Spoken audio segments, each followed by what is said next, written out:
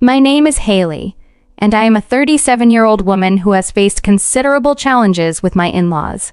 While my experience with mistreatment is not unique, the way I addressed it may be quite uncommon. I am sharing my story with the hope that it might inspire others who find themselves in similar circumstances to stand up against the abuse they face. The turning point in my ordeal came one day when my husband, Jackson, approached me with a serious expression. "I need to tell you something important," he said. His tone alerted me that what he was about to reveal was significant. "I've seen something terrible involving my mom and sister," he confessed. For years, Cecilia and Molly, my mother-in-law and sister-in-law, had been making my life difficult without any justifiable reason. They had gone as far as to ruin my outfits at important events, tamper with my food and drinks to embarrass me in public, and even slander my business reputation. They were upset that I had taken their precious little boy away, as they put it. Despite telling Jackson about their actions repeatedly, he had been reluctant to believe me until now. "What changed your mind?" I asked, curious and somewhat skeptical. Jackson then showed me footage from the security cameras at our business. We own a company that specializes in crocheted items, ranging from baby clothes to handbags. It was primarily my initiative, and it had been flourishing. However, Cecilia and Molly had consistently tried to dissuade me from pursuing this venture. "Are you sure you want to be part of this business? It's doomed to fail," they would say disparagingly. "You don't have the skills needed to manage a business. Maybe you should just quit while you're ahead and stick to being a housewife," they suggested condescendingly. Seeing the evidence for himself, Jackson finally understood the reality of the situation and apologized for not believing me sooner. This acknowledgement was a crucial step in addressing the ongoing abuse and transforming our circumstances for the better. By sharing this story, I hope to empower others to take action and advocate for themselves in the face of adversity. I always felt that Cecilia and Molly, my in-laws, had a vendetta against me. They seemed to take pleasure in preventing me from enjoying life and doing things that brought me joy. I couldn't help but think their actions stemmed from jealousy. Why else would they go to such lengths to make me miserable? My suspicions about their malevolent intentions were confirmed when their continuous efforts to humiliate me became impossible to ignore. Time and again, I showed my husband, Jackson, the evidence of their sabotage, my ruined dresses, the tampered food, and their unfounded accusations against my business. But he needed to see it with his own eyes to truly understand. One day, Jackson finally saw the truth for himself through a video. The footage was shocking. It captured two individuals, both with feminine builds, vandalizing our store. They were disguised with masks, but one of them wore a distinctive necklace that Jackson had given to Cecilia, a unique piece from Fiji.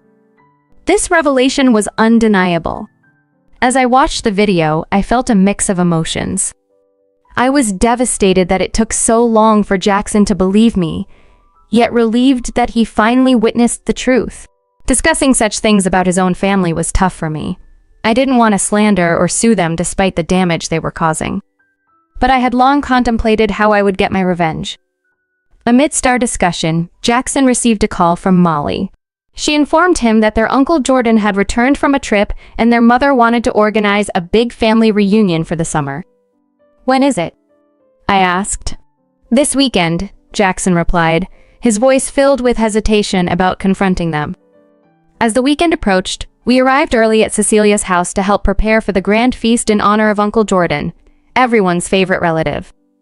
Upon our arrival, I immediately noticed a shift in Cecilia and Molly's demeanor.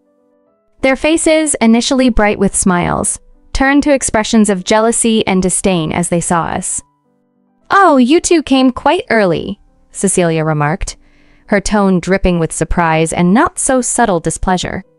"Yes, Mom, we wanted to help out," Jackson responded, his voice steady but filled with underlying tension. As we helped with the preparations, I knew this gathering would be more than just a family reunion. It was a chance to address the long-standing issues that had plagued us. I was ready to stand my ground, supported by Jackson, ready to confront the past and advocate for a better, more respectful future. The anticipation was palpable as we prepared for the big family reunion at Cecilia's house.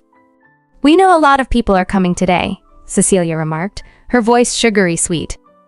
"Oh, aren't you just precious?"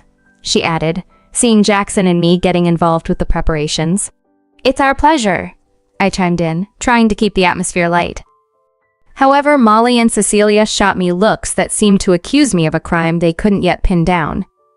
"Oh, Haley, such a terrible thing for your beautiful business to be vandalized like that. I saw it on the way over here. Just tragic," Cecilia said, her tone dripping with what seemed like forced sympathy. "Simply awful." "Yes," Molly added quickly. Even a child could sense their insincerity, their faces almost twisted into smiles as they feigned concern. I noticed them barely suppressing giggles, but I chose to bide my time and hold my tongue. My plan for revenge needed the perfect moment, and this wasn't it. Instead, I played along with their charade. Jackson, wanting to keep the peace for now, agreed. "Yes, it's just awful. We both wonder who could have done such a thing," he said. "It was really hurtful to see something we've worked so hard on get damaged," I added, amplifying our shared dismay. "Yes, but don't worry, the police will get to the bottom of this," I said, watching their reactions closely. "Police? What police?" "Why, for such a simple crime. I'm sure it was just some stupid teenagers having a bit of fun." "There's really no need to involve the police," Molly hastily interjected, her voice a mixture of concern and dismissiveness. "Oh, Molly, bless your heart for caring so much about these alleged little rascals. But even so, they should be punished for what they've done." "After all, they knew exactly what they were doing," I replied, keeping my tone light yet firm. "I'm inclined to agree with Molly. How many stupid things did you do as a teenager?" "Don't be so rash," Cecilia chimed in, trying to downplay the situation. "Come on, let's focus on getting everything ready for the party." Despite their efforts to deflect, I could tell they were unnerved. They tried to brush off the incident after probing so intently about it. Jackson and I exchanged a knowing look and continued to assist with the party preparations. We spent the morning and early afternoon cooking and cleaning, setting everything up for the event. As 2:45 p.m. approached and family members started to arrive, we finally took a moment to relax. That's when Jackson pulled me aside and whispered, "I have something for you, a concealed microphone. I want you to wear it." This unexpected twist added another layer to our plan.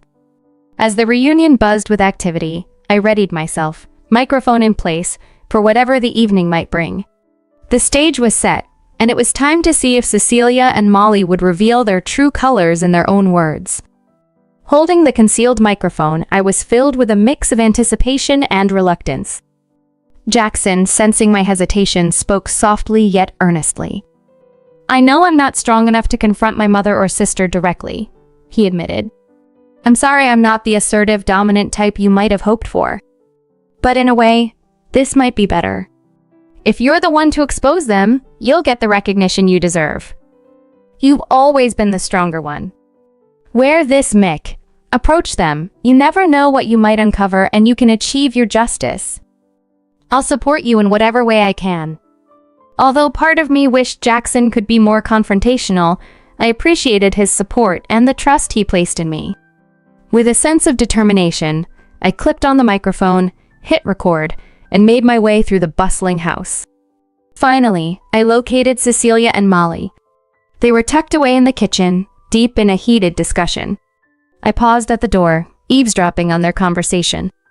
"She knows everything, Mom. Did you see how she was looking at us?" Molly's voice was tense with worry. "Shut up, Molly. You're being paranoid. She doesn't know it was us," Cecilia retorted sharply. "I swear, Mom, she knows everything." "Okay, calm down. Even if she suspects something, what can she really do? Jackson loves us, and she loves Jackson. If she found out and told him, he'd just think she's overreacting. That's always worked in our favor, right?" "What do you mean? Remember how we put ink on her dress before her business pitch? Or spoiled her food and drink? She told Jackson, but because he loves us, he overlooked it. He'll do the same now." That was my cue. Fueled by their blatant admission and disdain for my feelings, I pushed the kitchen door open and stepped inside, feigning ignorance. Hello, you two. Uncle Jordan will be here any minute. Are there more things that need to be done? Geez, Haley, you startled us, Molly exclaimed, her voice jumping an octave.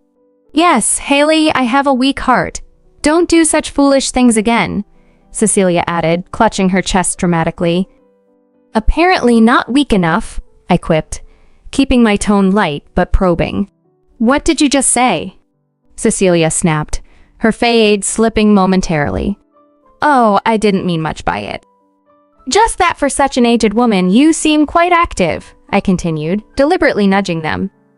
Well, I could have sworn I saw you, or perhaps it was just a dream, engaging in some rigorous activity recently. You were wearing something black, I believe, and also a mask? They paused, their activities halting for a brief moment. Bingo! Yeah, I believe you were doing something quite energetic, I added, watching their faces for any telltale reactions, the microphone discreetly picking up every word. It seems there was a deep issue at hand, and I sensed it could be rather serious. What are you hinting at? I asked, puzzled by the undertone of the conversation. You know exactly what I'm referring to, dear, she responded. Cecilia then carefully shut the door to ensure our discussion would be more private and free from interruptions. What are you implying? I inquired, feeling a bit defensive.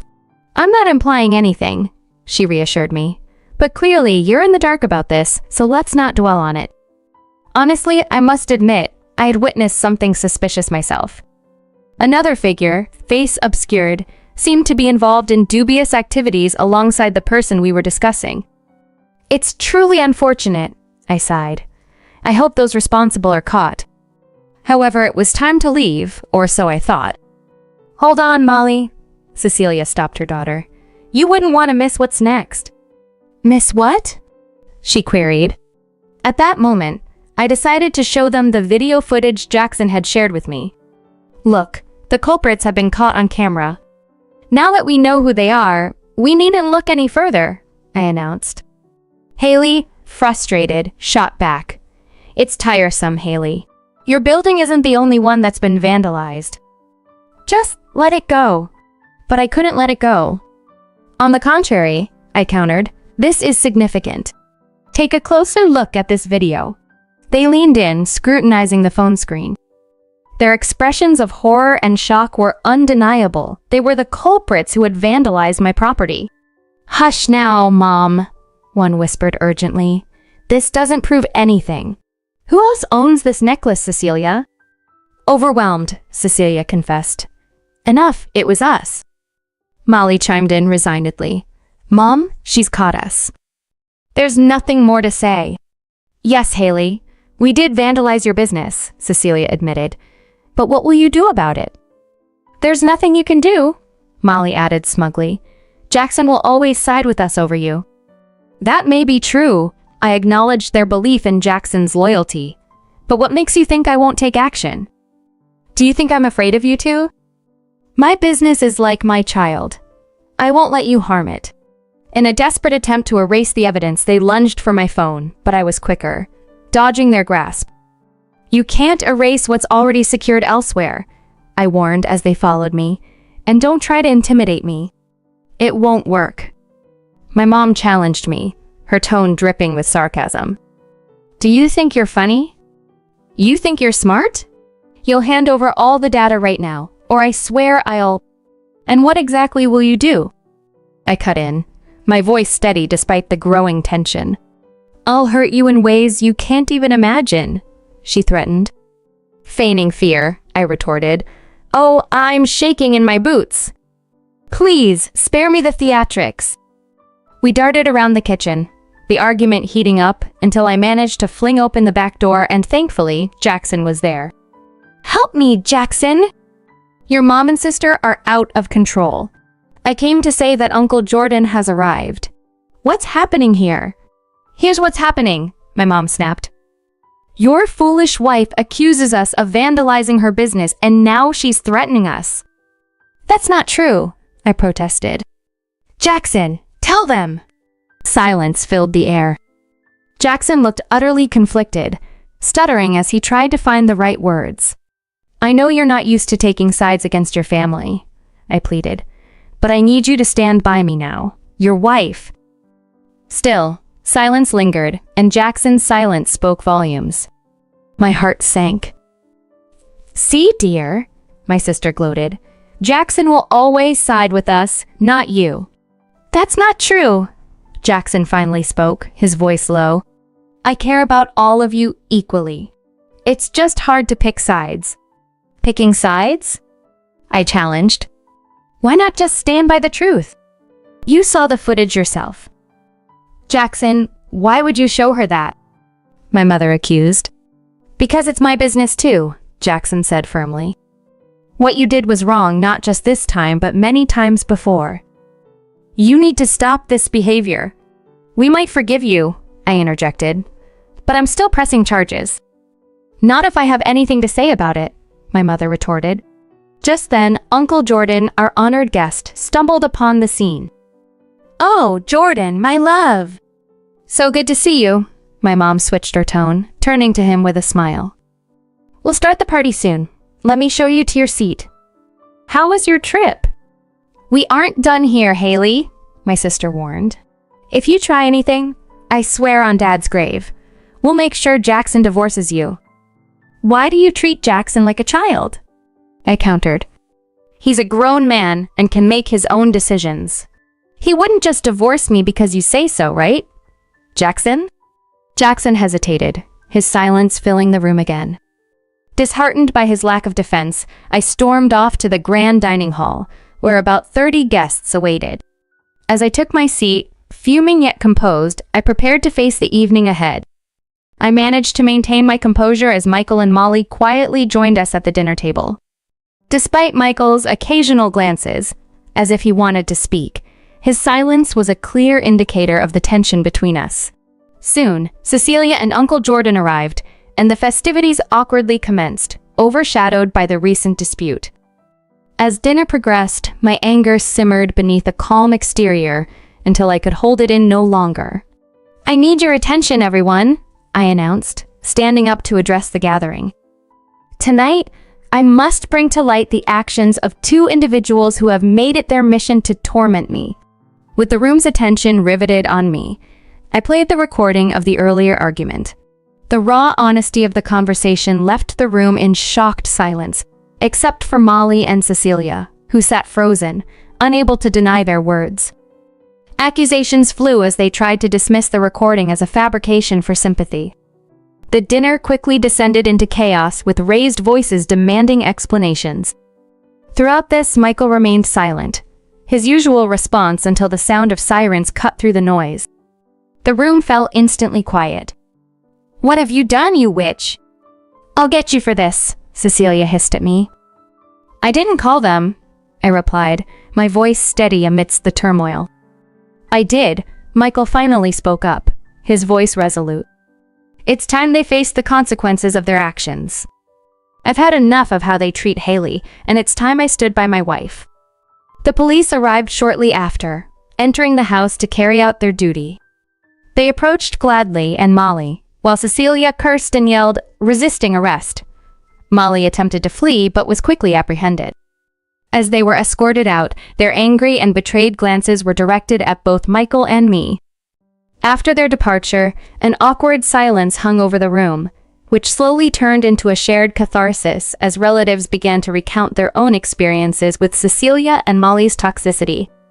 Even Uncle Jordan contributed, joking he'd rather be in jail than with them, lightening the mood. The remainder of the evening transformed into one of the most heartfelt family reunions we'd ever had, now free from the negativity that had overshadowed our gatherings. Throughout the night, our family received multiple calls from jail, with Cecilia and Molly on the other end. Some family members took the calls, advising them to reflect on their actions, while others feigned poor connection or outright ignored the calls. This incident profoundly changed Michael's and my relationship for the better. He had proven his support by making that crucial call. As for Cecilia and Molly, released but fined, their usual expressions of jealousy and disdain were replaced by shame whenever our paths crossed. This shift, I must admit, felt like a fitting resolution to their long-standing antagonism. Revenge, in this case, felt unexpectedly sweet.